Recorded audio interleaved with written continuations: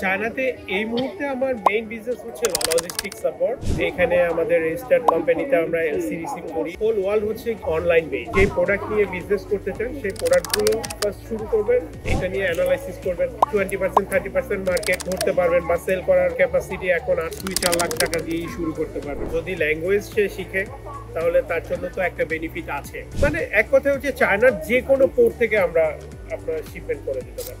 যেমন ট্রেডার আছে, ম্যানুফ্যাকচারার আছে, রিটেলার আছে, হোলসেলার আছে। জাতিটাকে খুব ভালো লাগে এই জন্য যে ওরা ইনোভেশন নিয়ে কাজ করে। গুয়াংজোতে আসে প্রোডাক্ট সোর্সিং এর জন্য কোম্পানি ওপেন করেন বা বিজনেস ওপেন করেন, সেক্ষেত্রে আপনি রেসিডেন্স ভিসা পাবেন। ইনভেস্টমেন্ট অবশ্যই এখানে সিকিউর। এখান থেকে ওয়ার্ল্ডের টোটাল বিজনেসটা কন্ট্রোল করে। ধর্ম পালন করতে পারবেন, কেউ আপনাকে বাধা দিবে না। আপনি যদি উদ্যোক্তা হতে চান, ফার্স্ট প্যাশন থাকতে হবে। ভালোভাবে সেলফ অ্যানালাইসিস করে যদি এটাকে নিজের ভিতরে ওন করতে পারেন তাহলে একজন আপনি পরিপূর্ণ বিজনেসম্যান। জাহিদ ভাই কেমন আছেন? আলহামদুলিল্লাহ রিয়াজ ভাই, আমি ভালো আছি। আপনি কেমন আছেন? আমি আলহামদুলিল্লাহ, আপনাকে দেখে আরো বেশি চাঙ্গা হয়ে গেলাম। আমারও আপনি গুয়াংজোতে আসার পরে দেখা যাচ্ছে যে আমারও ভীষণ ভালো লাগছে। মানে একজন স্মার্ট বাঙালি হলো গিয়ে আমার মানে ভাই পেয়েছি এক কথায়। আলহামদুলিল্লাহ, I am very lucky to hear that. I feel honoured. Same. তো জাহিদ ভাই, আমাকে যদি একটু আপনার ব্যাকগ্রাউন্ডটা বলতেন সবার জন্য। আমার নাম হচ্ছে জাহিদ হাসান। আমি একজন বিজনেসম্যান, কমপ্লিট বিজনেস করি চায়নাতে। আমি ফার্স্ট চায়নাতে আসি 2011-এ। ওকে। বাট এটা এসেছি তখন আমি স্টুডেন্ট ছিলাম ঢাকা কলেজে। ঢাকা কলেজে মাস্টার্স করতেছিলাম। তো ওই সময়ে আমি চলে আসি চায়নাতে। এরপরে দেখা যায় মাঝে মাঝে বিজনেস ট্রিপে আসতাম। তো আফটার কোভিড আমরা আসলে চায়নাতে ফ্যামিলি নিয়ে হলো শিফট হয়েছি। আর আমার বিজনেস স্টার্ট হচ্ছে গিয়ে আপনার চায়নাতে বিজনেস স্টার্ট যদি ফুল সুইংয়ে বলেন তাহলে 2018 বা 19 এই সময়ে। তো কোভিডের সময়ে কিছু টাইম গিয়েছে। এরপরে আমরা যখন চায়নাতে শিফট হলাম আমরা আবার ফুল সুইংয়ে আমাদের বিজনেস শুরু করেছি। ওকে, চায়নাতে কি কি বিজনেস করছেন এখন? চায়নাতে এই মুহূর্তে আমার মেইন বিজনেস হচ্ছে লজিস্টিক সাপোর্ট। আপনার যারা বাংলাদেশ থেকে ইম্পোর্ট করে অথবা কর্পোরেট কোম্পানি যারা আছে তাদের কন্টেনার এবং হচ্ছে আপনার ডোর টু ডোর সার্ভিস যেটা আছে বা কারো যদি সিবিএম দরকার হয় সেটা আমরা সেল করি এবং অল ইন ওয়ান সার্ভিস দিয়ে থাকি। আপনার ধরেন আমি যদি ডিটেলিং করি তাহলে ধরেন আপনি চায়না থেকে গুডস কিনেছেন ফ্যাক্টরি থেকে, ফ্যাক্টরির গুডসটা আপনি শিপিংটা কি করে করবেন, ওই শিপমেন্টের যে সলিউশনটা আছে এটা মেইনলি আমরা দিয়ে থাকি। ও দ্যাটস নাইস। তার মানে হচ্ছে আমি চায়না থেকে যে কোনো প্রভিন্স থেকে যাই কিনি, আপনি আমাকে শিপমেন্ট করে দিতে পারবেন। এবং এই শিপমেন্টটা কি এয়ার সি দুইটাই নাকি একটা করছেন? আমরা দুটো সার্ভিসই দেই। এয়ারেও আমরা সার্ভিস দিয়ে থাকি, সিতেও আমরা সার্ভিস দিয়ে থাকি এবং আমরা ধরেন আরও কিছু সার্ভিস দেই। যেমন আমাদের সার্ভিসের মধ্যে আছে আমরা এলসি রিসিভ করি। এখানে আমাদের ট্রেডিং কোম্পানি, আমার নিজেদেরই কোম্পানি, আমার সাথে চাইনিজ পার্টনার আছে। এখানে আমাদের রেজিস্টার্ড কোম্পানিতে আমরা এলসি রিসিভ করি। এলসি রিসিভ করে হচ্ছে যদি সাপ্লায়ার অথবা ম্যানুফ্যাকচারার পেমেন্ট দরকার হয় সেই পেমেন্টগুলো আমরা করি।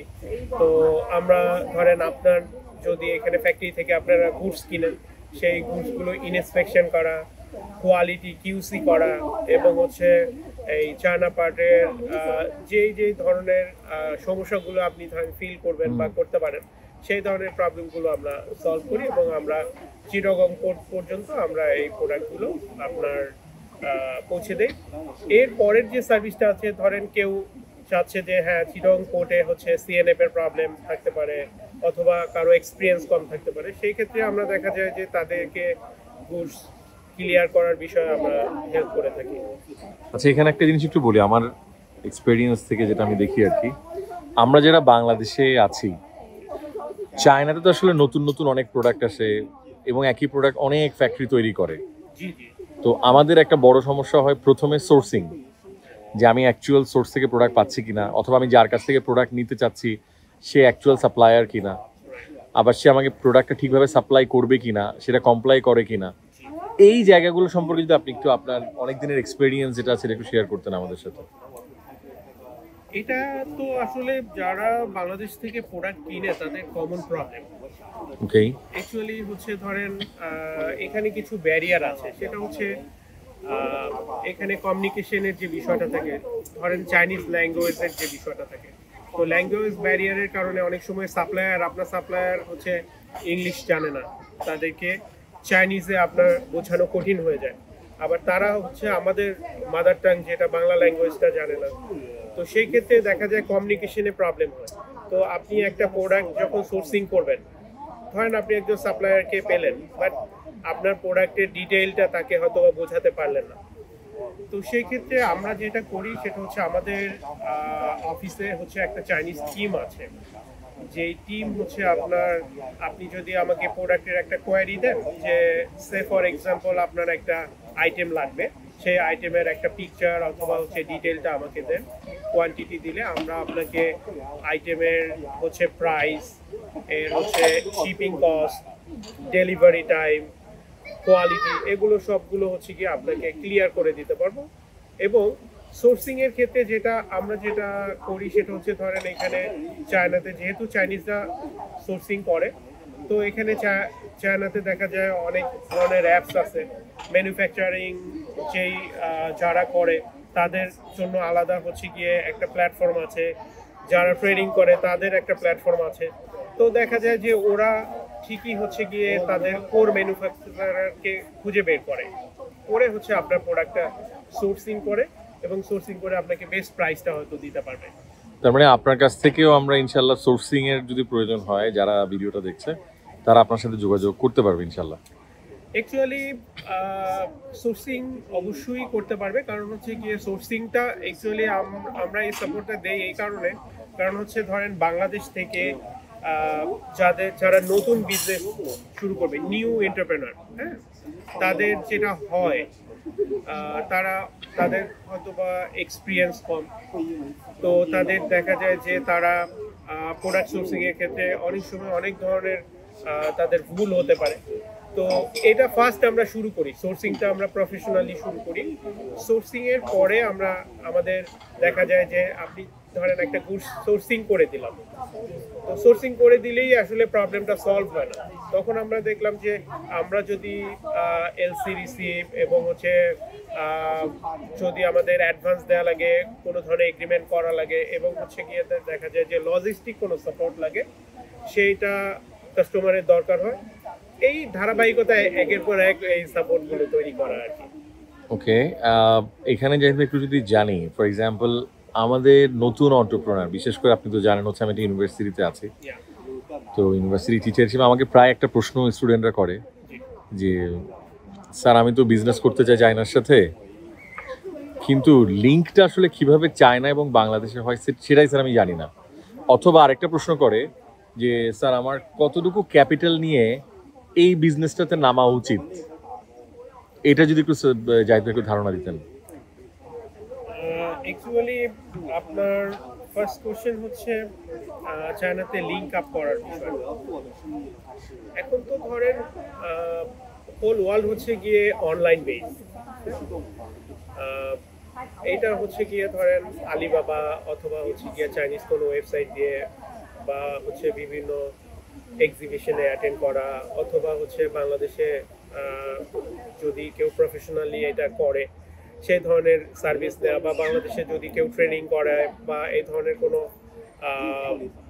আমার কথা হচ্ছে গিয়ে সেলফ হচ্ছে গিয়ে আপনার মোটিভেটেড হতে হবে, প্লাস হচ্ছে ভিশন থাকতে হবে, তার প্যাশন থাকতে হবে, আমার শেখার ইচ্ছা থাকতে হবে, ডিসকাস করতে হবে যারা চায়নার সাথে বিজনেস করছে, তো তাদের সাথে কথা বলতে হবে।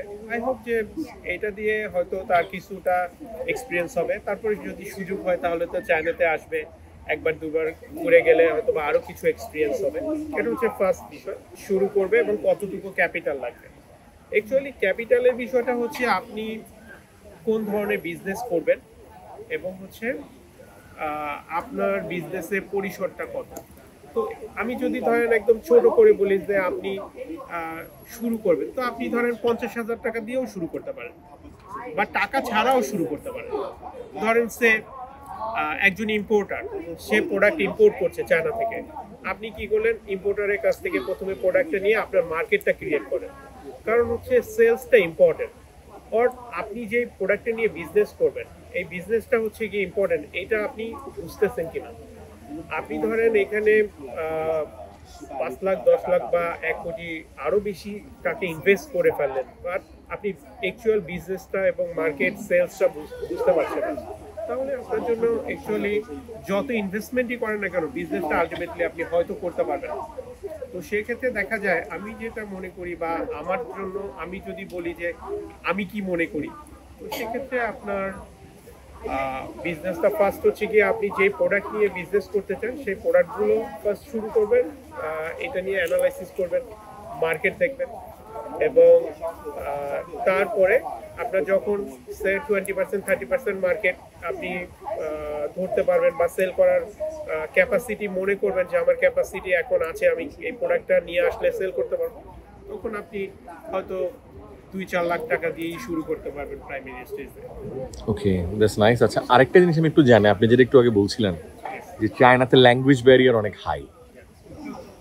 তো আমাদের যারা ইয়াং এন্টারপ্রেনার, আপনার কাছে কি মনে হয়, মানে তারা যদি আসলে স্টুডেন্ট লাইফ থেকে অথবা ব্যবসার শুরু থেকে কিছুটা চাইনিজ ল্যাঙ্গুয়েজ শিখতে পারে, তাহলে এই ক্ষেত্রে কি তারা খুব বেশি বেনিফিটেড হবে? What is your observation? Obviously আপনার যদি ল্যাঙ্গুয়েজ সে শিখে তাহলে তার জন্য তো একটা বেনিফিট আছে, কিন্তু এটা তো সবার জন্য সম্ভব হবে না, এটা ডিফিকাল্ট।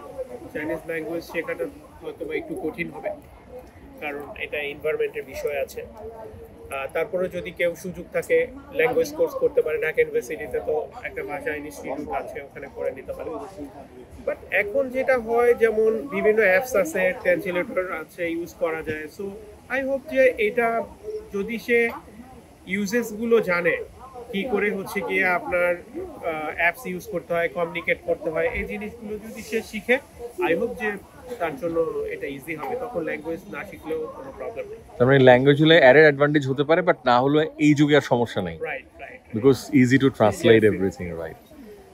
ওকে, জাহিদ ভাই, আলহামদুলিল্লাহ। জাহিদ ভাই, এখন আরেকটা জিনিস জানি, এখন এই সময়টাতে ক্যান্টন ফেয়ার চলছে, ফেজ 1, ফেজ 2, ফেজ 3। চায়নাতে এরকম ক্যান্টন ফেয়ারের মতো আসলে বিভিন্ন প্রোডাক্ট রিলেটেড অনেক ফেয়ার হয়, বিভিন্ন সময়ে হয়। এই বিষয়টা যদি একটু বলতেন, মানে ফেয়ারে আসার ইম্পর্টেন্স এবং ফেয়ারে না এসেও মানুষ কিভাবে আসলে জিনিসটাকে আসলে আদৌ কাভার করতে পারে কিনা। অ্যাকচুয়ালি ফেয়ারে আসলে তো ধরেন আপনার এক্সপিরিয়েন্স গ্যাদার হবে। আপনি যে কোনো জায়গায় ভিজিট করেন না কেন, যদি ধরেন একজন সাপ্লায়ারের সাথে বা একজন চাইনিজ বা একজন ম্যানুফ্যাকচারের সাথে আপনি কথা বলেন, অবশ্যই আপনার কিছু না কিছু এক্সপিরিয়েন্স হবে। বাট দেখা যায় সবার পক্ষে সম্ভব হয় না যে ধরেন চায়নাতে ফেয়ারে এসে অ্যাটেন্ড করে তারপরে বিভিন্ন জায়গায় ঘুরে এত টাকা খরচ করে দেন হচ্ছে শেখা।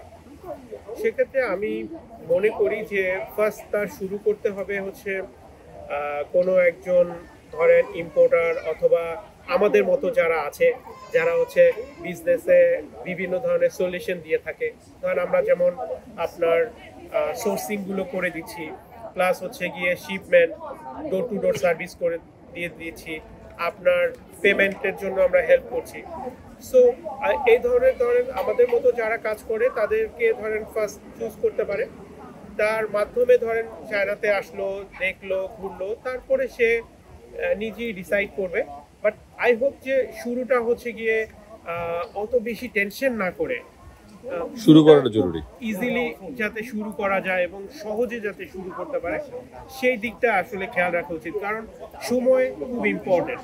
ধরেন আপনি ভাবলেন যে আমি বিজনেস করব, ভাবতে ভাবতে 5 বছর কেটে গেল, বাট আমি চাই যে আপনি শুরু করবেন হচ্ছে ফার্স্ট আপনি যতটুকু বোঝেন ওই জায়গা থেকে শুরু করে নেন, এরপরে দেখা যায় যে আমরা এরপরে আস্তে আস্তে করে হচ্ছে গিয়ে অনেক কিছুই শেখার পরে করা যাবে। আচ্ছা, আরেকটা বিষয় আমাকে প্রায় সময় জিজ্ঞেস করে সবাই, চায়নাতে যখন আমরা বিজনেস করতে যাই, একটা তো গেল সোর্সিং, দ্বিতীয় একটা বিগ প্রবলেম আসে, সেটা হলো ধরেন কি পরিমাণ কোয়ান্টিটি প্রোডাক্ট আসলে আমার অর্ডার করতে হয়। কারণ আপনার নিশ্চয়ই এটা ফেস করেন, কেউ কেউ আপনাকে বলে ভাই আমাকে এই জিনিসটা 5টা পাঠানো যাবে, আমাকে এটা 50টা পাঠানো যাবে, 100টা পাঠানো যাবে। আসলে এই লেভেলেও তো বিজনেস হচ্ছে যারা অনলাইন বেস বিজনেস করে, বিকজ এই ভিডিও যারা দেখবে অনেকেরই অনলাইন বেস বিজনেস আছে এবং they may be your potential customer also, but they always want to know, even in my class they ask যে স্যার আমি তো অর্ডার করতে চাই কিন্তু স্যার আমি কত পিস অর্ডার করবো এটাও বুঝি না, আবার কম অর্ডার করলে স্যার চাইনিজরা আমার সাথে প্রপারলি নেগোশিয়েটও করে না, বা কার মাধ্যমে করবো সেটাও বুঝি না। সো এই জিনিসটা যদি একটু বলতেন। খুবই গুড কোশ্চেন, কারণ হচ্ছে এখন অনলাইন বেস বিজনেস বাংলাদেশে খুবই ভালো এবং একজন এন্টারপ্রেনারের জন্য এটা খুব সহজ শুরু করা। ধরেন একটা ফেসবুক পেজ করে বা হচ্ছে একটা অনলাইন প্ল্যাটফর্মে বিজনেস স্টার্ট করা। সেক্ষেত্রে ধরেন চায়না থেকে অল্প কোয়ান্টিটি প্রোডাক্ট দেওয়া একটু কস্টলি হয়, বাট ইজি। হ্যাঁ, এই ধরনের সার্ভিসও অনেকে দিয়ে থাকে। ধরেন আপনার 5 পিস 10 পিস বা 50 পিস লাগবে বা 100 পিস লাগবে, সে ধরনের সার্ভিসও দেয়। আমাদের একটা উইং আছে যেটা হচ্ছে গিয়ে আপনার যে কোনো ধরনের প্রোডাক্ট মিনিমাম 50 বা 100 পিস যদি অর্ডার করে, তো ওইটা আমাদের ওই উইংটা হচ্ছে গিয়ে সাপোর্ট দিয়ে থাকে আর কি। চমৎকার, তাহলে আমরা এটা লিংকে দিয়ে দিব ইনশাল্লাহ, হ্যাঁ, অবশ্যই। ডিটেলসটা দিয়ে দিলে ইনশাল্লাহ তাহলে সবাই যোগাযোগ করতে পারবে। তার মানে ব্যাপারটা হচ্ছে কোয়ান্টিটি যদি কমও হয় they can easily get you, that's fine, that's very nice. এরপরে যে প্রশ্নটা আছে, ধরেন আপনি কোয়ান্টিটি ম্যাচ করে ফেললেন, how they will make the payment? কারণ 50 পিস 100 পিস সে তো এলসি খুলতে পারবে না, Right. সো যেহেতু সে এলসি ওপেন করতে পারবে না, তাহলে টাকাটা আসলে আপনার কাছে সে কিভাবে পৌঁছাবে, বা কোন ওয়েতে গেলে সে সাপ্লায়ার পর্যন্ত টাকাটা পৌঁছাতে পারে? Right, right. সেক্ষেত্রে আমরা যেটা করি, দেখা যায় যে চায়না থেকে যে কোনো প্রোডাক্টই তো এলসি করে নিতে হয় বা টিটির মাধ্যমে নিতে হয়। হ্যাঁ, একটা প্রসিডিউর আছে, গভর্নমেন্টের একটা রুলস আছে, সেটা তো ভায়োলেট করার সুযোগ নেই। তো সেক্ষেত্রে আমরা দেখা যায় যে একসাথে হয়তো অনেকগুলো প্রোডাক্ট আমরা পাঠিয়ে দিই। আপনি হয়তো মনে করছেন আপনাকে 50 পিস দিচ্ছি, বাট হয়তো বা এটা 100 পিস 200 পিস করে আমরা এয়ার শিপমেন্টে দিয়ে দিচ্ছি। কম কোয়ান্টিটি প্রোডাক্ট আসলে সি শিপমেন্টে দেওয়া সম্ভব হয় না, কারণ হচ্ছে এটা এলসিতে দেয়া মানে এতগুলো আইটেম এবং এত টাইম নিয়ে করার। তো সেক্ষেত্রে আমরা এয়ার শিপমেন্টে এই সাপোর্টটা দেই। এছাড়া ধরেন আরেকটা সিস্টেম আছে হ্যান্ড ক্যারি। ধরেন প্রতিদিন যে ফ্লাইটগুলো যাচ্ছে সেখানে প্রফেশনালি কিছু লোক হচ্ছে গিয়ে হাতে করে কিছু প্রোডাক্ট নিয়ে যায়, তাদেরকেও আমরা দিয়ে দেই, বাট একটু কস্ট বেশি পড়ে এটা। বাট এভাবেও শুরু করা যায়। তাহলে পেমেন্ট ওরা কিভাবে করবে? মানে আপনাকে তো পেমেন্টটা করতে হবে, আপনি এলসি তে পাঠালেন। পেমেন্টের বিষয়টা, হ্যাঁ, এটা তো খুবই ভালো একটা কোশ্চেন। আমাদের ঢাকাতে অফিস আছে, নিকুঞ্জ 1-এ হচ্ছে আমাদের অফিস। নিকুঞ্জ 1-এ আমাদের এই অফিস হচ্ছে অর্ডার নেয় এবং আপনার পেমেন্ট রিসিভ করে। ওখানে আপনি বিকাশ অথবা ব্যাংক অ্যাকাউন্টের মাধ্যমে অথবা ফিজিক্যালি গিয়ে আপনি পেমেন্ট দিতে পারবেন, দিয়ে হচ্ছে আপনার প্রোডাক্টের অর্ডার করতে পারবেন। দেন হচ্ছে গিয়ে আপনাকে তারা ডেলিভারি টাইম দিয়ে দিবে, সেই ডেলিভারি টাইমের মধ্যে আপনি প্রোডাক্ট পেয়ে যাবেন বা আপনার অ্যাড্রেসে হচ্ছে গিয়ে প্রোডাক্ট তারা পৌঁছে দিবে। ওকে, তাহলে পেমেন্ট নিয়ে তার ঝামেলা নাই কোনো। সমস্যা নেই। ওকে, সো যাদের ট্রাস্টের ইস্যু আছে they can also visit your office please. এবং they will get more confidence. Yes, yes. এরপরে যে জিনিসটা একটু জানি সেটা হচ্ছে যে এয়ার শিপমেন্ট আর সি শিপমেন্টের কথা বললেন। জি, জি, জি। সো আমাদের অনেকের কাছেই এটা একটা বিগ কোয়েশ্চেন যে এয়ার শিপমেন্ট বা সি শিপমেন্টে টাইমটা কেমন লাগতে পারে এবং অ্যাকচুয়াল কস্টের পার্থক্যটা কতটুকু হয় এবং কেন হয়? ওকে, ওয়েল, এইখানে আপনার ধরেন আমরা ফার্স্ট এয়ার শিপমেন্টে আসি। এয়ার শিপমেন্টে আমাদের টাইম লাগে আপনার 8 থেকে হচ্ছে গিয়ে 12 দিন। হ্যাঁ, ধরেন 8 ডেজ টু 12 ডেজ, কারণ হচ্ছে এখানেও কিছু প্রসিডিউর আছে। প্রোডাক্টটা আমরা ওয়্যার হাউসে রিসিভ করার পরে দেন হচ্ছে গিয়ে শিপমেন্টের হচ্ছে গিয়ে প্ল্যানিংটা করি। হ্যাঁ, তো আপনার এয়ার শিপমেন্টে আমাদের লাগে হচ্ছে 8 to 12, হ্যাঁ, 12 ডেজ ডেলিভারি টাইম। মানে এটা হচ্ছে ম্যাক্সিমাম। হ্যাঁ, ম্যাক্সিমাম। আর আপনার হ্যান্ড ক্যারিতে হচ্ছে 2 ডেজ থেকে 1 to 2 ডেজ। ওকে, হ্যাঁ, হ্যান্ড ক্যারিতে। আর সি শিপমেন্টে আপনার আমাদের এবার টাইম যদি একটু লাগে। বলি হ্যান্ড ক্যারিতে যেহেতু সর্বোচ্চ কতটুকু নিতে পারে? হ্যান্ড ক্যারিতে আপনার সর্বোচ্চ দেখা যায় আপনার 20 কেজি 30 কেজি পর্যন্ত নিতে পারে, আরো বেশি চাইলে, কারণ এটা মানে মানুষ বেশি হলে সে বেশি হ্যাঁ নিতে এটা পারবে। হচ্ছে আপনার প্রফেশনালি এরা করে। It's very urgent, if it is very আচ্ছা, আর্জেন্ট এটা তখন সে স্যাম্পল, নেবে। এটা সাধারণত শুধু স্যাম্পলিং এর ক্ষেত্রে হয়। আচ্ছা যেমন আচ্ছা এটা একটু কস্টলি, যারা হ্যান্ড ক্যারি করে তারা দেখা যায় তাদেরকে আমাদের পার কেজি একটা টাকা দেওয়া লাগে। 2000 অথবা আরো বেশি পেমেন্ট করতে হয়। ওকে ওকে ওকে। সো এটা বিজনেসের জন্য খুব একটা হচ্ছে গিয়ে ইফেক্টিভ হবে না। এটা ধরেন আপনার ইমার্জেন্সি স্যাম্পল দরকার, Okay, বা আমি অর্ডার করার আগে একটা স্যাম্পল দেখতে চাচ্ছি। রাইট ধরেন ইমার্জেন্সি একটা গুডস দরকার হলো যে এটা 1 কেজি 2 কেজি বা 100 গ্রাম 200 গ্রাম এরকম 500 গ্রাম, এভাবে প্রোডাক্ট আপনি নিতে পারবেন। হ্যাঁ, আর এয়ার শিপমেন্টে আপনার ব্যারিয়ার নাই, আপনি যে কোনো কোয়ান্টিটি আপনি নিতে পারবেন এয়ার শিপমেন্টে। হ্যাঁ, তবে কিছু কিছু গুডস আছে যেগুলো হচ্ছে গিয়ে হয়তো আপনি এয়ারে নিতে পারবেন না, যেটা অনলি সিতে নিতে হবে। তো আমরা ছিলাম সি শিপমেন্টে কতদিন লাগবে? এক্স্যাক্টলি। সি শিপমেন্টে ডিপেন্ডস অন আপনার এখানে আপনার যদি প্রোডাক্ট এখানে রেডি হয়ে যায়, যেমন আপনি তো প্রোডাক্টটা হচ্ছে আমাদের ওয়্যারহাউসে পৌঁছানোর পরে আমরা হচ্ছে 25 ডেজ টু 35 ডেজের মধ্যে আমরা ডেলিভারি দিয়ে দিই। এটা হচ্ছে আমাদের ওয়্যারহাউসে পৌঁছানোর পরে।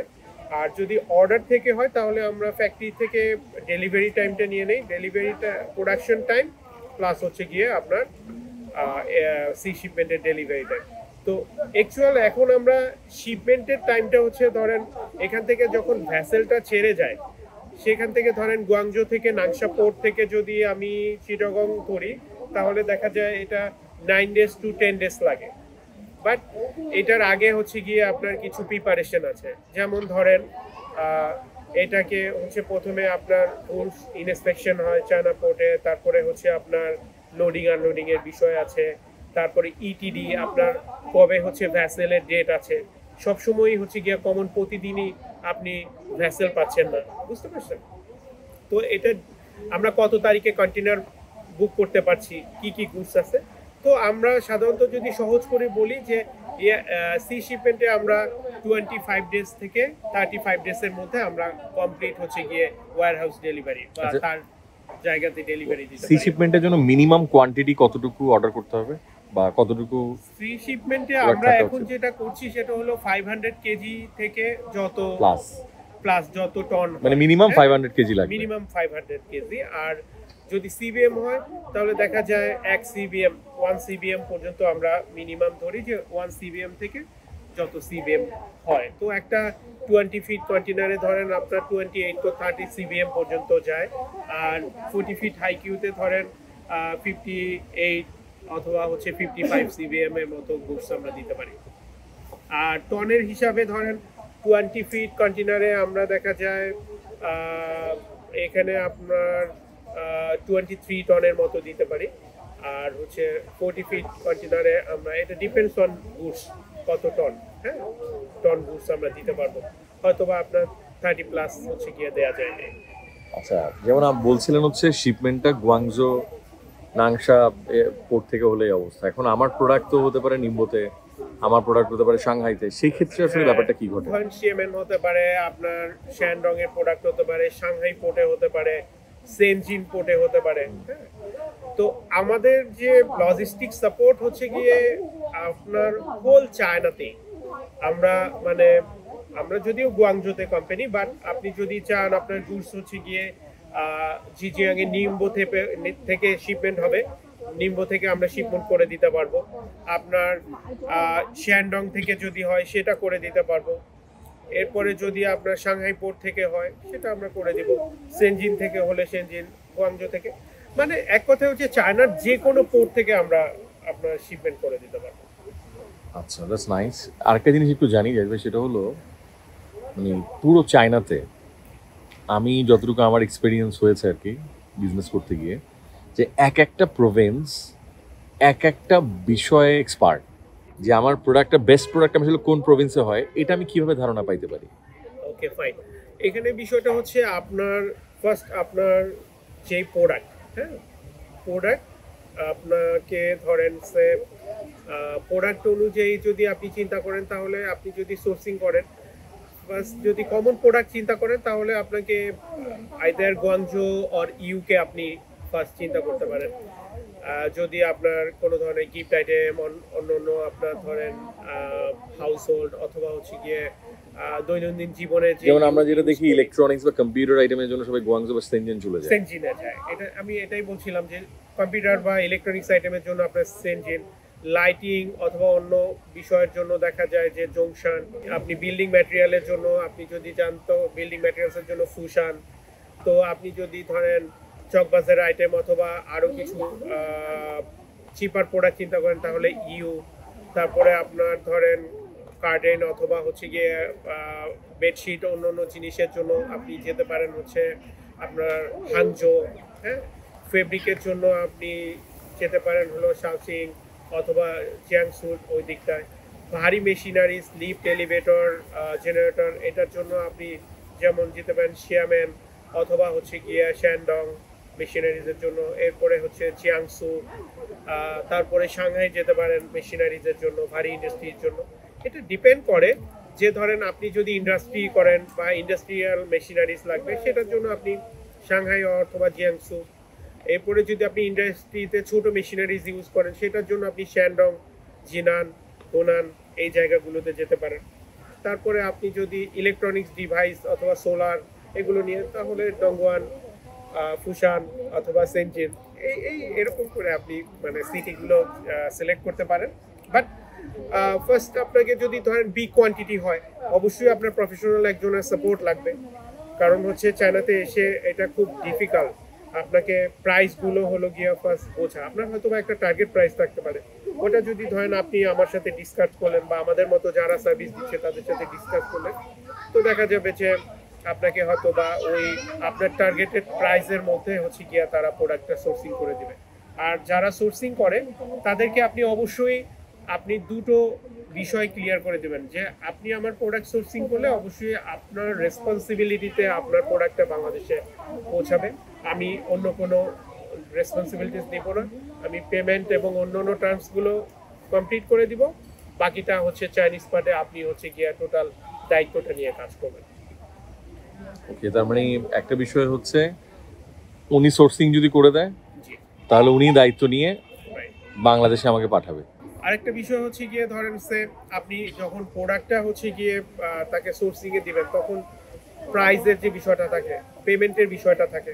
যেমন ধরেন সে আপনি আপনার একটা সাপ্লায়ারকে পেমেন্ট করে দিলেন, বাট আপনি কোন সাপ্লায়ারকে পেমেন্ট করলেন, এরপরে আপনি প্রোডাক্টটা ঠিকভাবে পাবেন কিনা, এখানে তো আপনার কমিউনিকেট করার ইয়ে নাই, সে অ্যাকচুয়াল ম্যানুফ্যাকচারার কিনা সাপ্লায়ার কিনা, এটা একটা বড় ইস্যু। হ্যাঁ, সো এরকম যদি ধরেন কেউ প্রফেশনাল থাকে বা চায়নাতে থাকে যার কোম্পানি আছে বা যাদের টিম আছে, যেমন আমাদের একটা বড় টিম আছে যে টিমটা কাজ করে, তো এই টিমটা যখন দেখা যায় যে হলো গিয়ে প্রথমে সাপ্লায়ারকে দেখে, সাপ্লায়ারের লাইসেন্স দেখে, তার ক্যাপাসিটি দেখে, তার হোল ইয়ারে তার বিজনেস ট্রানজ্যাকশনটা দেখে, এগুলো দেখে অ্যানালাইসিস করে দেন হচ্ছে গিয়ে একটা সাপ্লায়ার চুজ করে।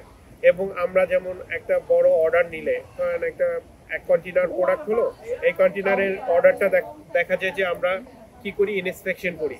ফার্স্ট হচ্ছে ওকে আমরা 30% অ্যাডভান্স দিয়ে কি করি, ওর প্রোডাকশনটা মনিটরিং করি, স্যাম্পলটা নেই, দেন হয়তো কুইক ওকে ভিজিট করতে পারি, সাডেনলি ভিজিট করতে পারি, ভিজিট করে আমি দেখি যে প্রোডাক্টের কী অবস্থা, কোয়ালিটিটা দেখি, এরকম অনেকগুলো বিষয় থাকে আর কি। তো এগুলোর অনেক সময় দেখা যায় কাস্টমার পে করে আমাদেরকে, কারণ হচ্ছে আমাদের তো প্রত্যেকটা বিষয়ে কস্ট আছে, এই কস্টগুলো আমরা কাস্টমারের কাছ থেকে নেই, আমাদের কিছু সার্ভিস চার্জ থাকে সেগুলো আমরা কাস্টমারের কাছ থেকে নেই প্রোডাক্টের বাইরে। আচ্ছা, আপনি যেটা বলছিলেন ইউ মার্কেট নিয়ে, ইউতে বেসিক্যালি যে সবচেয়ে বড় যে মার্কেট ফুতিয়ান মার্কেট নিয়ে আপনার এক্সপেরিয়েন্স যদি একটু বলতেন। ফুতিয়ান অ্যাকচুয়ালি এটা তো একটা চায়নার একটা লার্জেস্ট মার্কেট। হ্যাঁ, এখানে আপনার যেমন ট্রেডার আছে, ম্যানুফ্যাকচারার আছে, রিটেলার আছে, হোলসেলার আছে, বুঝতে পারছেন?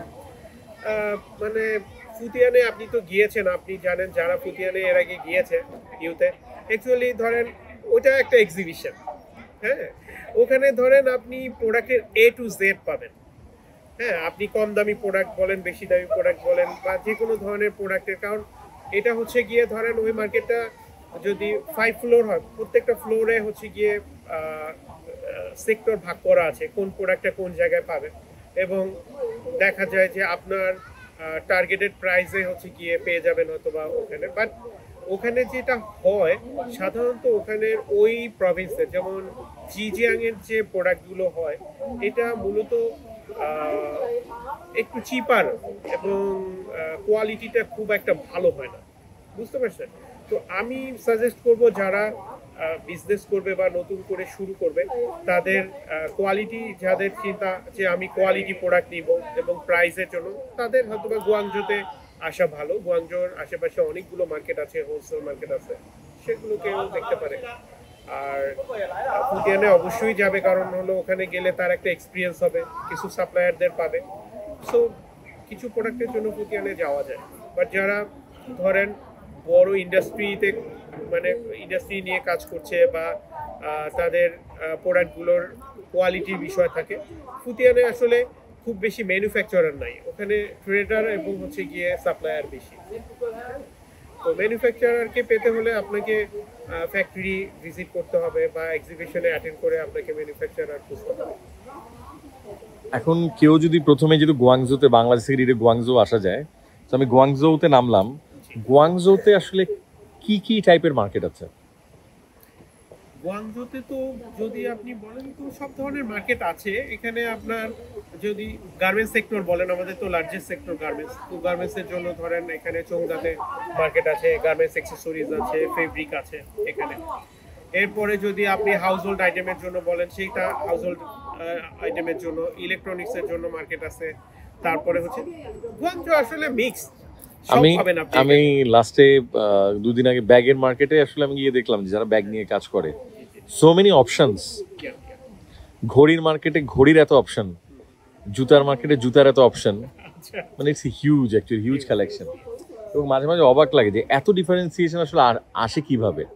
আপনার কাছে কি মনে হয়, মানে চাইনিজদের মাথায় এত মানে নতুনত্ব কিভাবে ওরা পায় আসলে? খুবই ভালো কথা। আমার এই মানে এই জাতিটাকে খুব ভালো লাগে এই জন্য যে ওরা ইনোভেশন নিয়ে কাজ করে, ডিজাইন নিয়ে কাজ করে। অ্যাকচুয়ালি আমার মনে হয় যে এইটা হচ্ছে বিজনেস হাব। চায়না হচ্ছে হোল ওয়ার্ল্ডের বিজনেস হাব, হচ্ছে এটা চায়না, হ্যাঁ। আর গুয়াংজোকে ধরেন, যে গুয়াংজোকে আমরা মনে করি যে এটা হচ্ছে বিজনেসের জন্য রাইট চয়েস, হ্যাঁ, এই জায়গাতে। তো পৃথিবীর বিভিন্ন দেশ থেকে বিভিন্ন কাস্টমার আসে, বিভিন্ন ব্র্যান্ড, নন ব্র্যান্ড, অন্য অন্য জিনিস, চাইনিজ ব্র্যান্ড, মানে ম্যাসিভ প্রোডাক্ট এখানে আছে। কারণ হচ্ছে গিয়ে কি, ধরেন আফ্রিকান বলেন, আরাবিয়ান বলেন, ওয়েস্টার্ন বলেন, ইউরোপিয়ান বলেন, এশিয়ান বলেন, সবাইকে আপনি এখানে পাবেন। এবং সবাই হচ্ছে গুয়াংজোতে আসে প্রোডাক্ট সোর্সিং এর জন্য, প্রোডাক্ট কিনতে। আই হোপ যে এই কারণেই এত ভেরিয়েশন, কারণ এক একজনের চয়েস এক এক রকম। তো ওরা এই সব ধরনের প্রোডাক্ট কালেকশন এবং এই অনুযায়ী, মানে কাস্টমারের ডিমান্ড অনুযায়ী ওরা হলো ডিজাইনগুলো ডেভেলপ করে। সো এই জন্য গুয়াংজোতে আপনি ভ্যারিয়েশনটা বেশি পাবেন। That's nice. সো আমাদের আরেকটা জিনিস একটু দেখতে চাই, মানে জানতে চাই, সেটা হলো আমাদের বাংলাদেশের মানুষজন যখন আসলে এইসব সিটিগুলোতে আসে, থাকা এবং খাওয়া, এই দুটো বিষয় নিয়ে যদি একটু বলতেন। মানে এভরিবডি থিংকস যে আমি আসলে ঠিকভাবে খাওয়া দাওয়া করতে পারবো কিনা, চাইনিজরা কি না কি খায়, কারণ আমরা ফেসবুক ইউটিউবে তো অনেক কিছু দেখি, হালাল কিনা, মানে অনেকে ভাবে যে সাপ খায়, ব্যাঙ খায়, অনেক ধরনের খাবার দাবার খায়। আবার হচ্ছে আমি যে থাকবো, থাকার পরিবেশটা কেমন, তো একটু যদি বলতেন এই বিষয়টা। খুবই ভালো কথা, কারণ এই প্রবলেমটা ম্যাক্সিমাম আমাদের দেশ থেকে যারা আসে তাদের এই দুটো প্রবলেম আসলে তারা ফেস করে। তো আমি বলবো যারাই গুয়াংজোতে আসবে তারা অবশ্যই হোটেলে থাকবে, হ্যাঁ। তো যদি ধরেন পরিচিত কেউ থাকে বা প্রিভিয়াস কেউ ভিজিট করে এখানে, বা বাংলাদেশে তো বিভিন্ন ধরনের এজেন্সি আছে, তাদের মাধ্যমে হচ্ছে গিয়ে, যেহেতু বাঙালি কমিউনিটি সানিয়ানলি অথবা এই হাইজিও স্কোয়ার, আমার অফিস হাইজিও স্কোয়ারে, তো আমরা হাইজিও স্কোয়ারে আছি এখন। তো হাইজিও স্কোয়ারটাও সুন্দর, এবং এর আশেপাশে হচ্ছে গিয়ে ডিপেন্ড করে উনি কোন প্রোডাক্টটা হচ্ছে গিয়ে এখানে সোর্সিং করতে আসবেন।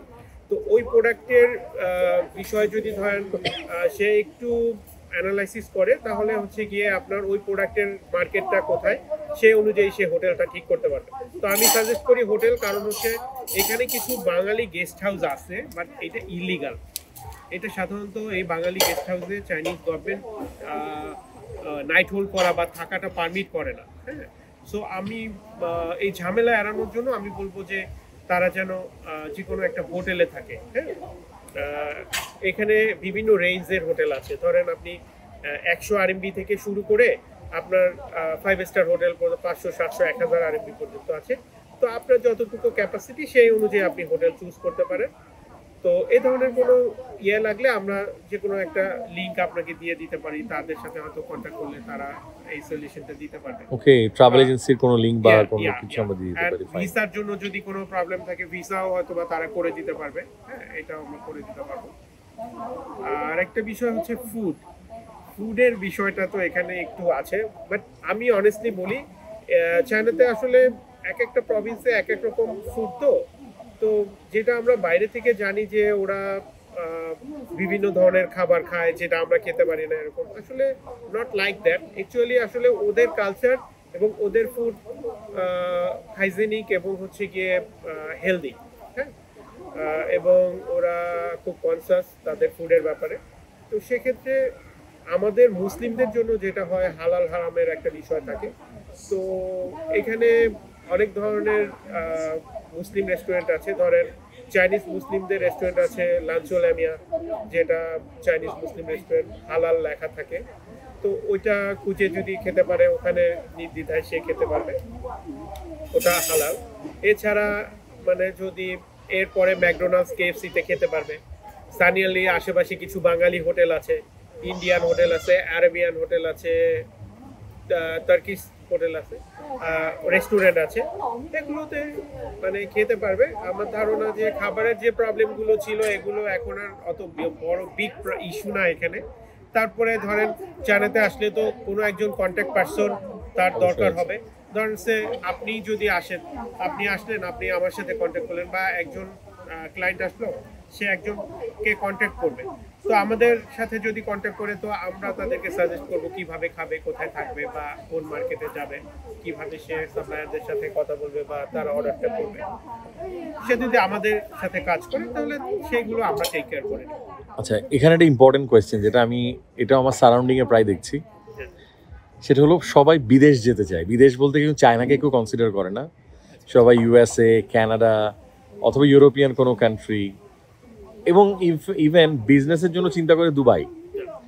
বিজনেসের জন্য আমি চায়না আসবো এটা কেউ বলে না, বলে ভাই বিজনেস করতে চাও, দেখতে চাও, দুবাই যাও। ঠিক আছে, সো ফ্যাক্টরটা হচ্ছে এই ঘটনাটা আসলে কেন ঘটছে, বা মানুষজন অনেক অনেক টাকা খরচ করে এই যে বিভিন্ন দেশগুলোতে মুভ করছে, ওই টাকা হয়তো চায়না ইনভেস্ট করে বা চায়নায় বিজনেস করে সে আরও হয়তো ভালো কিছু করার স্কোপ তার আছে। তো আমি দুইটা আসপেক্ট বুঝাতে চাচ্ছি, একটা হচ্ছে স্টুডেন্ট আসপেক্ট, যারা পড়তে যেতে চায়, সেটেল হতে চায়, আর একটা হচ্ছে যারা ইনভেস্টমেন্ট আসপেক্টে আছে, যারা বিদেশে ইনভেস্ট করতে চাচ্ছে, because they are thinking that is a safe investment whatever the return is. এই দুটো জিনিস যদি আপনি একটু আমাদেরকে ক্লিয়ার করেন। এটার বিষয়টা হচ্ছে ধরেন ইউরোপিয়ান বা ওয়েস্টার্ন কান্ট্রি সবাই চিন্তা করে, কারণ হচ্ছে গিয়ে ধরেন ওখানে আপনার ইনভেস্টমেন্ট অথবা হচ্ছে গিয়ে একবার গেলে তারা একটু লং টাইম থাকলে তারা যদি গভর্নমেন্ট রুলস ফলো করে তাহলে তাদের যে রেসিডেন্স পারমিটের যে বিষয়টা থাকে বা নাগরিকত্বর বিষয় থাকে, পাসপোর্টের বিষয় থাকে, সেইটা হলো গিয়ে তারা ইজিলি পাবে। এবং হচ্ছে ল্যাঙ্গুয়েজের একটা বিষয় আছে, ধরেন ওখানে ইংলিশ প্র্যাকটিসটা চলছে। সো আমাদের দেশে তো সবাই হচ্ছে গিয়ে মোটামুটি ভালো ইংলিশ বলতে পারে। তো সেক্ষেত্রে হচ্ছে গিয়ে তারা এই কারণে হচ্ছে ওয়েস্টার্ন বা ইউরোপিয়ান কান্ট্রিগুলো ফার্স্ট চয়েসে রাখে, বা হচ্ছে মিডল ইস্টের কোনো দেশ রাখে। চায়নাতে আসলে এখানে কিছু প্রবলেম আছে, সেটা হচ্ছে আপনি যদি ফ্যামিলি নিয়ে শিফট করতে চান বা এখানে থাকতে চান, আপনার ধরেন আপনি যদি কোম্পানি ওপেন করেন বা বিজনেস ওপেন করেন, সেক্ষেত্রে আপনি রেসিডেন্স ভিসা পাবেন, বাট সেটা 1 ইয়ার 2 ইয়ারের জন্য হয়তো বা পাবেন। আবার আপনাকে রিনিউয়াল করে করে থাকতে হবে। এখানে আপনার লং টাইম ভিসা একসাথে হচ্ছে গিয়ে আপনাকে রেসিডেন্স পারমিট দিয়ে দিল লাইফ টাইম, এরকম সিস্টেমটা নাই, এই কারণে হয়তো চিন্তা করে। আর দ্বিতীয়ত হচ্ছে ল্যাঙ্গুয়েজ ব্যারিয়ার, যেটা বলেছিলাম। ধরেন এখানে ল্যাঙ্গুয়েজ পড়া এবং বলা এই জিনিসগুলো তো অবশ্যই আছে। একটা বিষয়, আপনি একটা দেশে থাকলে সেই ল্যাঙ্গুয়েজ যদি আপনি না বোঝেন বা না জানেন তাহলে আপনার জন্য একটু ডিফিকাল্ট হবে। এই কারণে হয়তো কেউ এখানে আসতে চায় না। ওর চাইনিজ কালচার অথবা চায়না সম্পর্কে অনেকের অত ভালো ধারণা নাই, তারা শুধু বিজনেস নিয়ে হয়তো চিন্তা করে যে চায়না ম্যানুফ্যাকচারিং করে, বাট লিভিং এর জন্য যে এটা বেস্ট এটাও হয়তো বা অনেকে জানে না। হ্যাঁ, ধরেন অনেক ইউরোপিয়ান কান্ট্রি অথবা ওয়েস্টার্ন কান্ট্রি থেকে এখানে ফ্যাসিলিটিস অনেক বেশি, অথবা আপনি তো দেখেছেন যে এখানে মেট্রো অথবা সিস্টেমগুলো আসলে ডেভেলপ, তাই না? এই এখানে ইনভেস্ট করাটা কতটুকু সেফ বা যুক্তিযুক্ত মনে হয় আপনার কাছে, যেহেতু আপনি বিজনেস করছেন? এবং এখানে আমি যেটা দেখেছি প্রচুর রেস্টুরেন্ট বিজনেস বলেন বা অন্যান্য ম্যানুফ্যাকচারিং বা বিভিন্ন জায়গায় আছে ফরেন ইনভেস্টমেন্ট এখানে হচ্ছে বা হয়েছে, বাট সে অনুযায়ী যদি আমি চিন্তা করি বাংলাদেশিদের ইনভেস্টমেন্ট আসলে আমি মনে হয় না, আমি যতটুকু নলেজ আমার আছে আমি খুব একটা দেখি নাই। আপনি হয়তো অনেকদিন আছেন, আপনি আরো ভালো বলতে পারবেন। সো ওই জায়গাটা যদি একটু তুলে ধরতেন। অ্যাকচুয়ালি ইনভেস্টমেন্ট অবশ্যই এখানে সিকিউর, এবং এটা যেহেতু বিজনেস হাব, এখান থেকে ওয়ার্ল্ডের টোটাল বিজনেসটা কন্ট্রোল করে। হ্যাঁ, তো চায়নাতে যদি কেউ ইনভেস্টমেন্ট করে, এখন কোন ধরনের বিজনেসে ইনভেস্ট করবে সেটা হচ্ছে ফার্স্ট।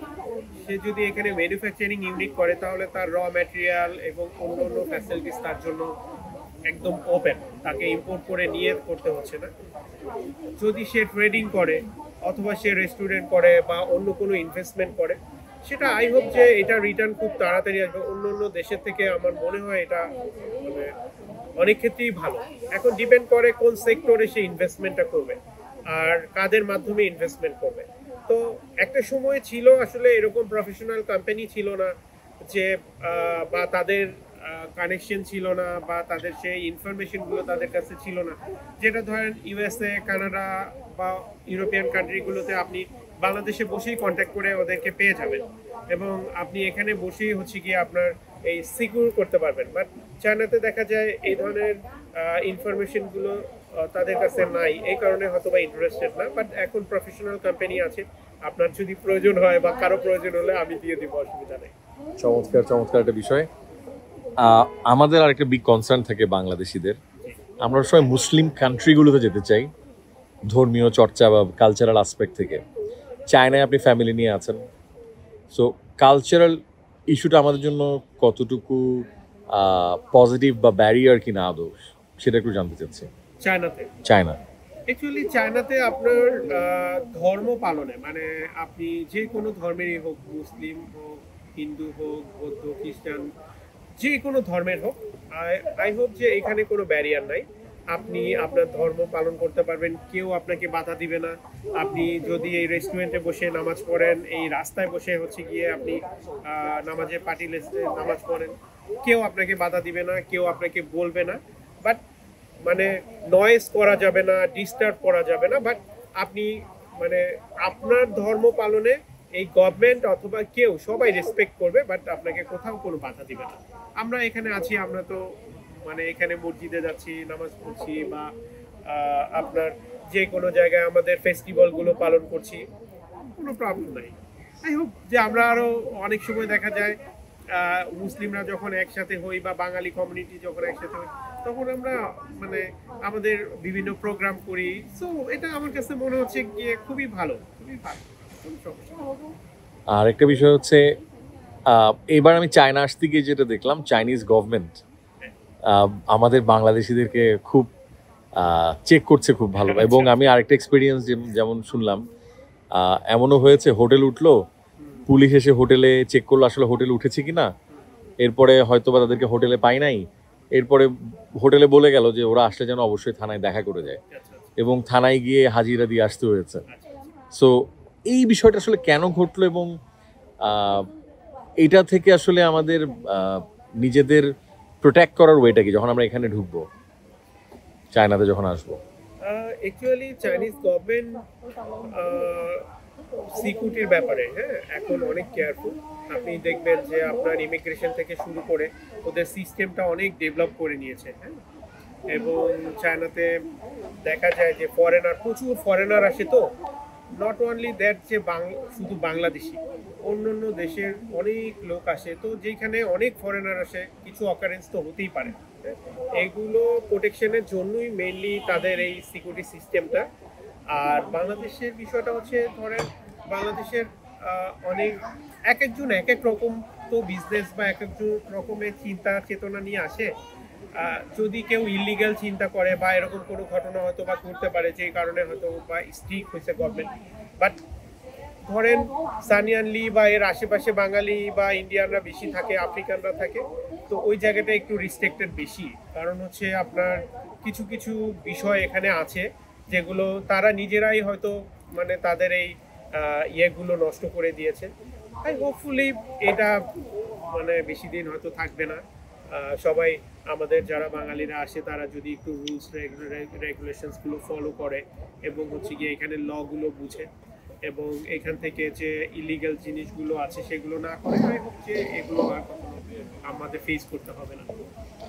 চমৎকার, খুব চমৎকার একটা আলোচনা হলো জাহিদ ভাই আপনার সাথে।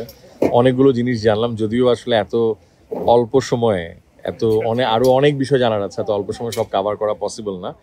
বাট এই ভিডিওটা যারা দেখছে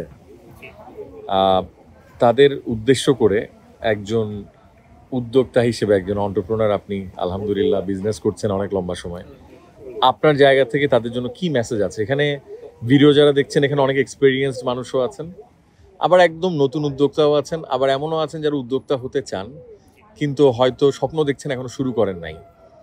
এই 3 ক্যাটাগরির জন্য আপনার আসলে কি পরামর্শ? আমার আসলে 3টা পরামর্শ থাকবে। ফার্স্ট হচ্ছে আপনি যদি উদ্যোক্তা হতে চান বা বিজনেস করতে চান বা যে কোনো কিছুই করতে চান, আপনার ফার্স্ট প্যাশন থাকতে হবে, প্যাশন। তারপরে হচ্ছে আপনার সক্ষমতা বাড়াতে হবে, সক্ষমতা, আর হচ্ছে দক্ষতা। এই 3টা জিনিস, এই 3টা জিনিসকে যদি আপনি একটু ভালোভাবে সেলফ অ্যানালাইসিস করে যদি এটাকে নিজের ভিতরে ওন করতে পারেন তাহলে একজন আপনি পরিপূর্ণ বিজনেসম্যান হতে পারেন। আর আমাদের যারা নতুন উদ্যোক্তা বা পুরানো উদ্যোক্তা যারা বিজনেস করতে চায় বা করছে তাদেরকে বলবো আপনারা যে কোনো ধরনের বিজনেস করবেন কিন্তু বিজনেসটা অবশ্যই ফার্স্ট বুঝতে হবে, এর মার্কেট সাইজ এবং হচ্ছে গিয়ে প্রোডাক্ট প্রাইস, এই অনেক কিছু বিষয় আছে, এগুলো নিয়ে আপনাকে একটু অ্যানালাইসিস করতে হবে। হুট করে কোনো বিজনেস শুরু করে বা ইনভেস্টমেন্ট করা যাবে না। দেখা যাবে যে হলো আপনার ইনভেস্টমেন্টটা আপনি কি করে রিটার্ন করবেন এবং আপনার প্রোডাক্ট সিলেকশনের বিষয় আছে, এগুলোকে একটু খেয়াল করবেন। আই হোপ যে আপনারা খুব ভালো বিজনেস করতে পারবেন। জাহিদ ভাই, সময় দেওয়ার জন্য অসংখ্য ধন্যবাদ। চায়নার বুকে এক টুকরো বাংলাদেশ, এক টুকরো বাংলাদেশের আপনি একটা অংশ আলহামদুলিল্লাহ। তো আপনার জন্য শুভকামনা এবং সামনের দিনগুলোতে যারা ভিডিওটা দেখে আপনাকে ইনশাল্লাহ নক করবে, আমার রিকোয়েস্ট থাকবে যদি আপনার পক্ষে পসিবল হয়, হতে পারে সে একজন নতুন উদ্যোক্তা, হতে পারে সে চেষ্টা করছে, হতে পারে তার অবস্থান এখনও খুব একটা স্ট্রং না, বাট ইনশাল্লাহ আপনাদের হাত ধরে হয়তো তারা সামনের দিনগুলোতে ভালো কিছু করতে পারবে, এটা আমার বিশ্বাস। থ্যাংক ইউ রিয়াজ ভাই, আপনাকেও ধন্যবাদ। আপনি চায়নাতে এসে এত সময় দিয়ে আমার সাথে গল্প করেছেন। আই হোপ যে আমাদের এই ভিডিও যারা দেখবে তারা যদি আমার এই আজকে আমাদের কথোপকথনে যদি একটা দুটো ইনফরমেশন পেয়েও যদি তাদের কোনো ধরনের কোনো বেনিফিট হয়, এটাই হচ্ছে গিয়ে আমাদের আজকের এই যে আমাদের যে গল্প করার যে মূল যে উদ্দেশ্য, যে মূল যে থিমটা ছিল, এটাই। তো আমি বলবো যে সবাই অবশ্যই হলো গিয়ে চেষ্টা করবেন যে যারা উদ্যোক্তা তারা বিজনেস একটু একটু শিখে তারপরে বিজনেস করবেন। ইনভেস্টমেন্টটা করার আগে অবশ্যই চিন্তা করবেন আর প্রোডাক্ট সিলেকশনটা ভালোভাবে করবেন। তো থ্যাংক ইউ রিয়াজ ভাই, ভালো থাকবেন। আল্লাহ হাফেজ। আল্লাহ হাফেজ জাহিদ ভাই, থ্যাংক ইউ ভেরি মাচ। সবাইকে ধন্যবাদ। আসসালামু আলাইকুম। বন্ধুরা, আজকের গল্পে গল্পে মার্কেটিং পর্বে জাহিদ ভাইয়ের কাছ থেকে আমরা জানতে পেরেছি আমরা চায়নায় কিভাবে প্রোডাক্ট সোর্সিং করতে পারি, চায়না থেকে বাংলাদেশে কিভাবে এয়ার এবং সি শিপমেন্টের মাধ্যমে আমরা প্রোডাক্ট নিয়ে আসতে পারি, পাশাপাশি চায়নায় ইনভেস্ট করাটা কতটুকু সিকিউরড, চায়নায় আমাদের লিভিং স্ট্যান্ডার্ড কেমন হতে পারে, ফ্যামিলি নিয়ে আমরা আদৌ থাকতে পারবো কিনা, চায়না ল্যাঙ্গুয়েজ জানলে আমাদের সেটা কি পরিমাণ সুবিধা দিতে পারে, এবং চায়নায় আমাদের ধর্মচর্চার ক্ষেত্রে কোনো ধরনের প্রতিবন্ধকতা আছে কিনা, সহ আরও অনেক কিছু। আপনারা চাইলেই আপনাদের বিজনেসের সুবিধার্থে জাহিদ ভাইয়ের সাথে যোগাযোগ করতে পারেন এবং জাহিদ ভাইয়ের সাথে বিস্তারিত আলোচনা করে আপনার বিজনেসের গ্রোথে আপনি আরও এক ধাপ এগিয়ে যেতে পারেন। আজকের এই ভিডিও থেকে আপনার যদি একটু উপকার হয়ে থাকে তাহলে আমাদের ফেসবুকে লাইক দিয়ে অথবা আমাদের ইউটিউব চ্যানেল সাবস্ক্রাইব করে এবং আমার সাথে লিঙ্কডইনে কানেক্টেড হয়ে সাথে থাকতে পারেন। আজকের পর্ব এতক্ষণ ধৈর্য নিয়ে দেখার জন্য আপনাকে অসংখ্য ধন্যবাদ এবং গল্পে গল্পে মার্কেটিংয়ের পরবর্তী পর্ব দেখার আমন্ত্রণ রইল।